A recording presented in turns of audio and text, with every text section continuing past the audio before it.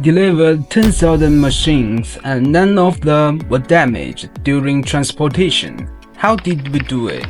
Many customers have these questions when making a purchase. Will the ordered machine be shipped intact to the place of receipt? Will the helmet air cause corrosion inside the machine during sea transportation? Will the machine now be damaged by the long journey? Transnational machine transport often across the continent, the sea, by trucks, ships transit. The total mileage can easily be tens of thousands of kilometers. In such a long transportation process, bumps are unavoidable, which puts the packaging and protection of the machine when it leaves the factory to a serious test. If the protection work is not done enough, not good enough, then every bump will become a serious threat to the safety of the machine. So, in order to deliver the machine to you undamaged, what rigorous protections have been done before shipment?